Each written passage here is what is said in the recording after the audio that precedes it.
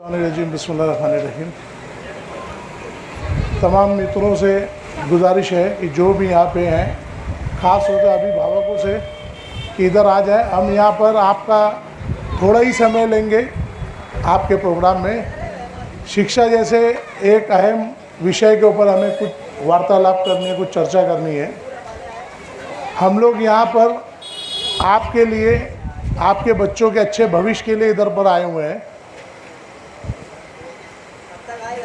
आप सभी से गुजारिश है कि इधर आ जाएं, स्टेज के करीब आ जाएं। आज का जो हमारा जो दौर है, जिस दौर में हम जी रहे हैं, यहाँ पर आज शिक्षा लेना एक गरीब बच्चे के लिए, एक मध्य वर्ग परिवार के लिए आज एक बहुत ही बड़ा गंभीर मसला बन चुका है। लेकिन सिर्फ हम नहीं जानते, हमें इस चीज़ का ज्ञात नहीं होता, तो हम इसमें परेशान होते हैं। आज एक प्राइवेट हॉस्पिटल या प्राइवेट स्कूल हमारे लिए एक जंजाल बन गया है। लेकिन जब हम इसको सरकार की नीतियों पर परखें और जांचें तो हमें मालूम पड़ता है कि जिस तरीके से भारत सरकार ने हमें बहुत सारी अलग स्वास्थ्य, अच्छा भोजन और मुफ्त शिक्षा, ये भारत सरकार का स्लोगन है, उसी तरीके से हमारी महाराष्ट्र सरकार ने भी, महाराष्ट्र शासन ने भी हमें शिक्षा के क्षेत्र में बहुत सारे अधिकार दिए हैं। बहुत सारे मुफ्त शिक्षा के अधिकार हमें प्राप्त है। हम उच्च शिक्षा प्राइवेट स्कूलों में, निजी स्कूलों में भी हम बहुत आसानी के साथ और अच्छे से ले सकते हैं, मगर हमें उसका ज्ञात नहीं होता, उसका ज्ञान नहीं होता, जिसकी वजह से हम यहाँ वहाँ वो होते हैं। मैं ज़्यादा समय ना लेते हुए आप लोगों को यहाँ पर वक्त दूंगा। अगर इसमें से मेरे बातों के बाद, मेरी चर्चा के बाद अगर किसी को कुछ प्रश्न करना हो तो उसको पूरी इजाज़त होगी प्रश्न करने की। पहले मेरी कुछ बातें सुन ले कि जब ये भ्रष्टाचार बहुत ज़्यादा बढ़ने लगा, प्राइवेट स्कूलों का ये भ्रष्टाचार, लोग अपनी मनमानी मनमर्जी चलाने लगे और लोग अपने तौर तरीके से बहुत ज़्यादा मनमानी फ़ीस लेना, लोगों को कुछ भी फ़ीस आकार नहीं करना, तो उसके ऊपर बहुत सारे जब शिकायतें, बहुत ग्रीवेंसेस जब दाखिल हो गए, बहुत ज़्यादा ऑब्जेक्शन आने लगे, तो महाराष्ट्र सरकार ने इसके लिए एक कमेटी गठित की और महाराष्ट्र सरकार की प्रिंसिपल सेक्रेटरी मंत्रालय कुमुद बंसल मैडम को एक रिपोर्ट, एक इंक्वायरी करके एक रिपोर्ट सबमिट करने को कहा और उन्होंने बाकायदा इसकी छानबीन करते हुए महाराष्ट्र सरकार को अपनी जो रिपोर्ट सौंपी। उसके अंदर बिल्कुल क्लियर कट लिखा हुआ था किस तरीके से प्राइवेट स्कूल वाले, ये निजी शाला जो है, ये किस तरीके से आज आवाम का खून चूस रहे हैं, किस तरीके से आवाम के साथ धांधली कर रहे हैं। तो उसकी रिपोर्ट को उन्होंने 21 नुकात के ऊपर उसका क्या निवारण हो, उस निवारण हेतु उन्होंने एक 21 नुकाती रिपोर्ट महाराष्ट्र सरकार, महाराष्ट्र शासन को उन्होंने प्रदान की। उस रिपोर्ट के ऊपर महाराष्ट्र सरकार ने फ़ौरन अपना एक्शन लेते हुए बाकायदा उस रिपोर्ट को फ़ौरन लागू किया और 21 मई 2010 को एक नया शासन निर्णय, नया जीआर गवर्नमेंट रेजोल्यूशन पास किया, रेजोल्यूशन नंबर 3 21 मई 2010 को, जिसमें स्पष्ट स्वरूप से, बिल्कुल स्पष्टपने से ये चीज़ बता दी गई कि कोई भी अदारा, कोई भी स्कूल अगर उसको चलाना है, मैं प्राइवेट स्कूलों की बात कर रहा हूँ। देखो, स्कूल 3 टाइप की होती है, एक अनुदानित होती है, एक बिना अनुदानित होती है, एक कायम से बिना अनुदानित होती है। ऐसी स्कूल जो अनुदानित होती है, सरकार उसका सारा अनुदान देती है। जो स्कूल बिना अनुदानित होती है वो टेम्पररी बिना अनुदानित होती है, बाद में सरकार उसको थोड़ा करके अनुदान देती है। लेकिन जो तीसरा प्रकार जो है ना, तीसरे प्रकार की स्कूल के अंदर जिसको कभी भी सरकार से अनुदान नहीं मिलता, उसको कहते हैं कायम से बिना अनुदानित, permanently non aided, permanently non grant basis जो स्कूल होती है, जिसको कहा जाता है सेल्फ फाइनेंस स्कूल, यानी अपने खुद के निजी खर्चे पे जो स्कूल चलती है। तो तमाम सख्ती कायदे उन स्कूलों के लिए है कि अगर किसी भी प्रकार का कोई भी शुल्क आकारणी करनी हो, कोई फीस आपको डिज़ाइन करनी हो, कितनी किसकी क्या फ़ीस दी जाए, तो सरकार ने उसके लिए 21 मई 2010 का जीआर पारित किया और तमाम स्कूलों के ऊपर ये सख्ती लाई कि अगर कोई भी स्कूल, उसको किसी किस्म का कोई भी अगर काम करना है, कोई कार्य करना है, कोई उसकी अपनी नीति बनाना है, तो उस स्कूल को कंपलसरी कर दिया गया है कि उस स्कूल के अंदर पालक शिक्षक संघ का गठन स्थापित करे। ये संघ स्थापित करे, ये कंपलसरी कर दिया गया, जिसे अंग्रेजी में पीटीए कहते हैं, पेरेंट्स टीचर एसोसिएशन, और हिंदी में कहते हैं पालक शिक्षक संघ। तो जो हर बच्चे के माता पिता होते हैं वो इस संघ के मेंबर सदस्य होते हैं, और जो जिस वर्ग की टीचर होती है, शिक्षिका या शिक्षक, वो इसके मेंबर होते हैं। तो पालक शिक्षक संघ ये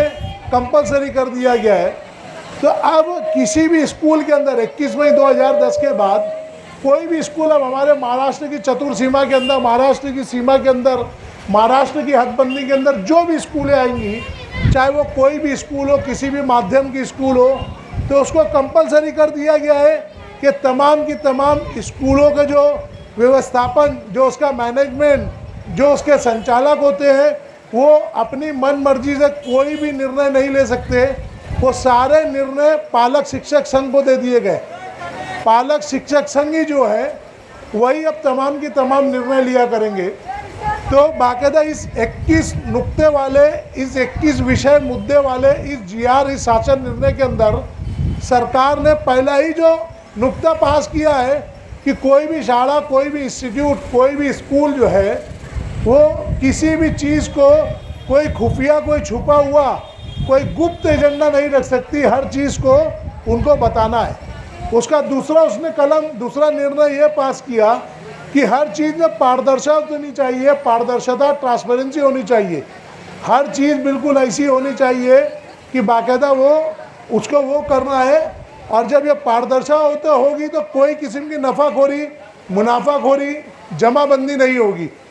उसने तीसरा अपना जो कानून पास किया कि स्कूल को जो बहुत सारे इतर जराए से, दीगर जराए से, जो अदर सोर्सेज होते हैं इनकम के, जैसे हॉल का भाड़ा, स्कूल के रूम का भाड़ा, कोई और इत्यादि, उसको कोई ग्रांट आती है, ATG 40 है, या कोई और तरीके की जो भी निधि उनको प्राप्त होती है,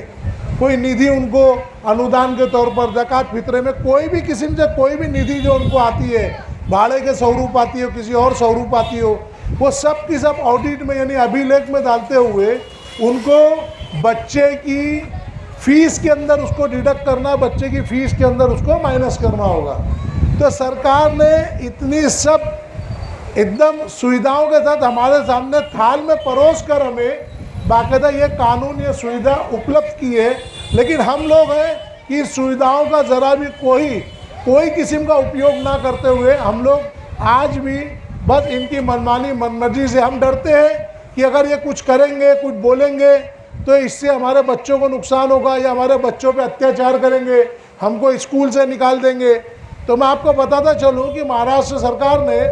ऑलरेडी सख्ती कर दी है कि फ़ीस की वजह से, पैसा बाकी होने की वजह से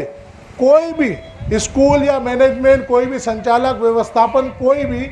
बच्चे को नहीं निकाल सकता, बच्चे का टेस्ट, बच्चे का एग्ज़ाम नहीं रोक सकता, बच्चे की वर्कशीट जमा करना है, बच्चे का पेपर जमा करना है, उसको गुणवंत पत्रिका देना है, LC दाखला छोड़ पत्र देना है, प्रमाण पत्र देना है। तो किसी किस्म का कोई भी कार्य वो सिर्फ इस बिना पे नहीं कर सकता कि बच्चे की फ़ीस बाकी है। अगर वो ऐसा करता है तो उसके ऊपर बाकायदा कानूनी कार्रवाई होगी और उसका जो मान्यता है, स्कूल की मान्यता है, वो रद्द हो जाएगी। तो इसके लिए 7 जून 2022 को शिक्षण मंडल के तरफ से कमिश्नर ने, डिप्टी कमिश्नर ने बाकायदा एक आदेश पारित कर दिया, एक गाइडलाइन इशू कर दी उनको, एक मार्गदर्शक गाइडलाइन उनको इशू कर दी कि बाकायदा कोई भी स्कूल RTE के तहत किस तरीके से सुविधा दे, बिना कोई भेदभाव और मतभेद के, किस तरीके से पालकों को या विद्यार्थियों को हर तरीके से अत्याचार से मुक्त करने के लिए उन्होंने बता दिया है। तो आप सभी लोगों से बहुत निवेदन है, बहुत रिक्वेस्टफुल सबमिशन है हमारा कि आप सभी लोग YouTube चैनल पर जाएं और YouTube पर नवीद बेताब, NAVID, नवीद BETAB बेताब, तो इंजीनियर नवीद बेताब के नाम से जो चैनल ओपन होगा उसको सब्सक्राइब करो, बेल आइकन ऑल पे दबाओ और पीटीए संबंधित, पालक शिक्षक संघ, पेरेंट टीचर एसोसिएशन संबंधित जितनी वीडियो, जितनी बातें उसके अंदर दी हुई है, आप सभी लोग उसको देखें, उसको समझें। आपके मन में, आपके मस्तिष्क में जो कोई प्रश्न भी अगर उठता है या जो कोई प्रश्न भी आपके मस्तिष्क में आता है, वो सभी प्रश्नों के उत्तर दिए गए हैं कि अगर आपके बच्चों को कोई अत्याचार होता है, टीचर धूप में खड़ा करती है, किसी तरीके से कोई पीड़ा पहुंचाती है, उसकी फीस नहीं भरने की वजह से उसको एग्ज़ाम या उसका शिक्षण रोकती है, तो किस तरीके से, किस कानून, किस कायदे, किस नियम के तहत उनको 10 साल तक की जेल है। अब टीचरों को अगर वो विद्यार्थियों के साथ, स्टूडेंट के साथ कोई अभद्र बर्ताव करते हैं या उनके साथ कोई मतभेद करते हैं, कोई भेदभाव करते हैं, किसी भी तरीके से पीड़ा पहुंचाते हैं, उनकी शिक्षण को रोकते हैं, रुकावट करते हैं, तो उस रुकावट के एवज उनको 10 साल तक की उनको जेल है, जेल, उनको शिक्षा मिलेगी, 10 साल का इम्प्रिजमेंट है। तो ऐसे तमाम सवालों के जवाब के लिए आप हमारा चैनल सब्सक्राइब करो और ये शिक्षा संबंधित आपको जो कोई भी आपके मन में प्रश्न हो, वो सारे उत्तर उसमें मौजूद हैं। लेकिन अगर आपको कोई और भी पर्सनली प्रश्न करना है तो चैनल के ऊपर हमारा नंबर दिया हुआ है, हमारी टीम का नंबर दिया हुआ है, हमारा पता दिया हुआ है। जिस किसी को जब भी बाद में कोई प्रोग्राम करना हो शिक्षा संबंधित, शिक्षा के कायदे और नियम के संबंधित, हम आपके लिए उपस्थित हैं, हम आपके लिए 24 घंटा उपस्थित हैं। तो आपको जो कोई रहेगा इस सिलसिले में आप हमसे कांटेक्ट करें। तो 21 मई 2010 के जो GR, जो शासन निर्णय जो पास हो चुका है, तो मैं बताता चलूँ आखिर में आपको, इसके बाद अब कोई भी निर्णय स्कूल से संबंधित कोई भी निर्णय जो है, वो निर्णय का अधिकार पालक शिक्षक संघ यानी पीटीए एसोसिएशन को दिया गया है।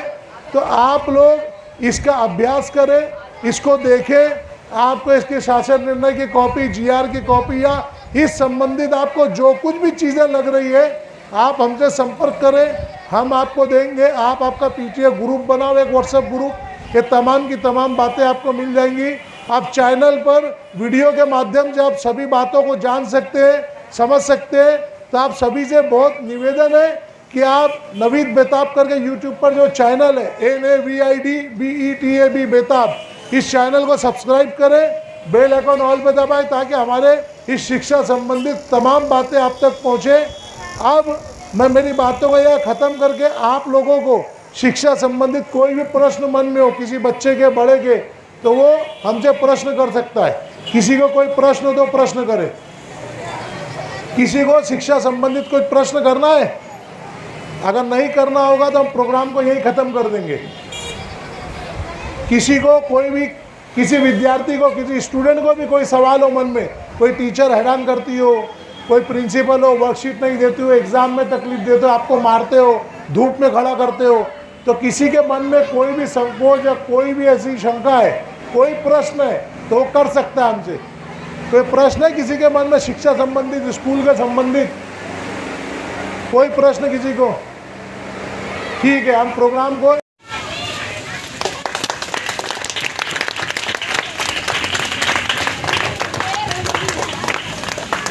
मेरी माँ, बहनों और भाइयों से विनती है कि शिक्षा के ताल्लुक से आपको अगर कोई भी प्रॉब्लम होता है तो हमारे अजीत झा के जो ऑफिस है वहाँ पर आके आप उनसे कांटेक्ट करें। नवीद झा फाउंडेशन में आकर आप वहाँ पर उनसे मिले।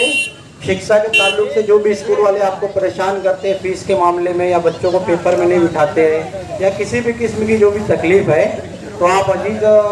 झा फाउंडेशन में आके उनसे कांटेक्ट करिए और आपके सारे प्रॉब्लम को जो वहाँ पर सोल्व किया जाएगा। जो कानूनी तौर से किया जाता है वो किया जाएगा। जो महाराष्ट्र गवर्नमेंट ने हमको 2010 में जो GR बना के दिया स्कूल के ताल्लुक से, जिसमें बच्चों के लिए वो फीस को तंग नहीं कर सकते, बच्चों को पेपर देने से रोक नहीं सकते, और भी बहुत सारी चीज़ें हैं। अगर बच्चों को फीस के लिए वो क्लास से निकाल देते हैं या स्कूल में उनको पनिशमेंट करते हैं, तो सिर्फ उसके लिए उस टीचर को 3 से 10 साल तक की सज़ा भी हो सकती है। ये महाराष्ट्र गवर्नमेंट का कानून है जो 2010 में उसको लागू किया गया है। तो ऐसी बहुत सारी मालूमात अगर आपको लेना है तो यूट्यूब के ऊपर इंजीनियर नवीद बेताब का आपका चैनल है, आप उसको सब्सक्राइब कीजिए। उसके ऊपर स्कूल की सारी मालूमात दी गई है कि स्कूल वाले अगर आपको परेशान करते हैं तो क्या करना है, और फिर भी अगर आपके समझ में ना आए तो अजीत झा अजीज झा फाउंडेशन में आइए, वहाँ पर आपको सब कुछ बताया जाएगा। हम लोग यहाँ पर जो है अजीज साहब को स्कूल के ताल्लुक से जो GR है और जितने भी कानून बने हुए हैं, जो लॉ है, वो सब उनको हम बता के जाएंगे। तो यहाँ भी कांटेक्ट कर सकते हो आप। और इंजीनियर नवीद बेताज साहब का चैनल आप सब्सक्राइब करेंगे तो आपको सब कुछ उसमें मिल जाएगा।